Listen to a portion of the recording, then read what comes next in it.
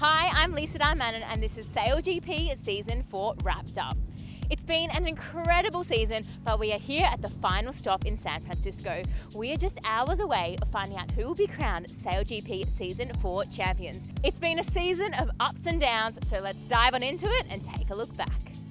Season 4 kicked off in Chicago with a win by the New Zealand team. They showed tactical prowess and speed in light, tricky conditions all weekend on closer shore racing in Lake Michigan. It was the final where they really showed what they've got. They got to Mark 1 first with that tactical inside position, and they came in front of Tom Slingsby's Australian team and Phil Robinson's Canadian team to take the first win of the season. The Spanish team made history in Los Angeles, beating SailGP Season 3 champions Australia and Rockwool Denmark to secure their first event win. Not only did they sneak into the final by just 1 point, but they outsailed the other two. They sailed less distance and did less maneuvers to make sure they took the win in light, tricky conditions. The win came after quite a bit of upheaval for the Spanish team, with their now driver Botín only taking the wheel just a few months prior. Emirates Great Britain claimed their first event victory since Season 2 after an impressive performance in Saint-Tropez at the France Sail Grand Prix. They did make it into the final in first, but in the final, Australia were in the lead before Great Britain did that impressive manoeuvre to sneak in front just before the finish. It was a dramatic weekend, with Canada actually being docked 8 penalty points after their collision with Spain. And it all ended in dramatic fashion, with the New Zealand wing collapsing, taking them out of the second day of racing and also ruling them out of the next event in Toronto while they waited for their wing to arrive from New Zealand. Emirates Great Britain made it back-to-back wins at the Toronto, Italy Sail Grand Prix. In a very light final, they faced Australia and the United States. Emirates Great Britain did enter that top 3 final in first place. So when it was too light, because winds were dropping to around 7 kilometers per hour, the race was actually terminated because they hit that 16-minute time limit, which means that they were awarded the win because they won over the 5 fleet races. Ultimately, it ended up being a great send-off for Ben Ainslie, being his final win in SailGP. The United States SailGP team claimed their first victory of Season 4 at the Spain Sail Grand Prix. They defeated Rockwool Denmark and Australia in Cadiz. Despite not winning a single fleet race throughout the weekend, Jimmy Spithill saved it all to the end and had a masterclass in that light, tricky conditions to clinch the win.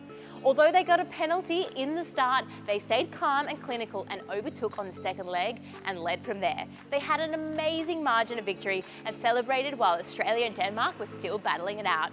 I think they might have celebrated a little bit too hard. Ultimately, it was an amazing finish for the United States team led by Jimmy Spithill before they had their change of ownership to their new driver, Taylor Canfield. The New Zealand team stamped their authority on the season championship, winning 2 events in the Middle East. It was in Dubai when New Zealand bounced back after a disappointing European leg to show their dominance. It was an amazing final in Dubai between Australia, Canada and New Zealand, and interestingly, Jimmy Spithill made an appearance on the Australian team, but it all came back down to that final leg. It was neck and neck between the mark and the seawall. Canada got a penalty and New Zealand creeped across the line just in front of Australia to secure victory. The New Zealand team made it back-to-back wins in the UAE, securing a win in Abu Dhabi. It was a light wind event, but they did lead to Mark 1 and controlled the race in that 3-boat final ahead of Spain and USA. While Spain put some pressure on them, they managed to hold it all together and make it 2 wins from 2 in the Middle East. Australia faced off against rivals New Zealand and Rockwool Denmark on home waters in Sydney. After a dramatic start, Australia snuck into first and held it all the way to the finish line. It was their first win of the season, but they saved it for home waters to celebrate in front of the fans, spraying champagne and doing a shoey on Shark Island. It was an ultimate win for the New Zealand team on home waters. Not only did they win the event, but they also moved up as season championship leaders. All the teams were raring to go on Sunday, where we saw 4 races, 3 fleet races and a final, because no racing was completed on Saturday. This meant that there was chaos going on all around the racetrack. We saw Denmark with penalties. Australia, they ran over the mark, getting massive season points penalties. And in that final, New Zealand held off France and Canada to make sure they brought home the win on Littleton Harbour. Spain claimed their second victory of the season on the iconic waters of Bermuda's Great Sound. They trounced season leaders New Zealand and Australia to steal the win. The Spanish team qualified for the final with the narrowest of margins, sneaking in just ahead of Canada. This was Spain's second ever SailGP victory following on their success earlier in the season in Los Angeles. And it goes to show that they are a strong contender for that SailGP Grand Final. Emirates Great Britain overcame challenging conditions in Halifax at the inaugural Rockwool Canada Sail Grand Prix to give Giles Scott his maiden victory. The wind and weather wreaked havoc on the Halifax harbour, but it was consistency that was king for the British sailors. Although they didn't win any of the 5 fleet races, they saved their win for the final, where they went up against Rockwool, Denmark and France. But ultimately, they brought it home, and it was a great win for Giles Scott. The New Zealand team had an impeccable performance in New York, securing the win ahead of Great Britain and Canada. They led to Mark 1. They had that all-important inside line, and they held Canada and GBR wide so that they could sail away with victory. This victory was massive for them in the season championship because it secured them a spot in that top 3 SailGP Season 4 Grand Final and a chance at winning $2 million and stopping Australia on their streak to win 4. Well, that's what happened in Season 4 so far, but we are here in San Francisco where it's all about to go down. Let's see what happens.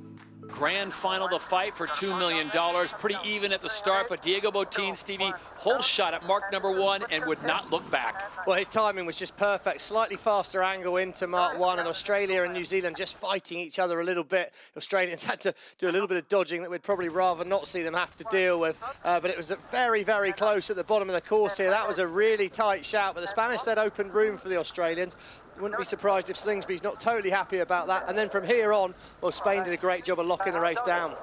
And this was then the moment Australia went for final manoeuvre, dropped off the foils, went to the Spanish. Spanish will take the win in the $2 million, with Australia finishing in second, New Zealand in third, and the party was on shore. Diego Botín and company take the top honors and get Season 4. Well, after all that, we had an epic weekend in San Francisco. It looked like France was going to steal Spain's spot. Spain made it in after France collided with Denmark. Then they absolutely nailed the start, held the win all the way, and have taken home this trophy. The Season 4 SailGP winners, Spain. Huge congratulations to them. What a season it has been.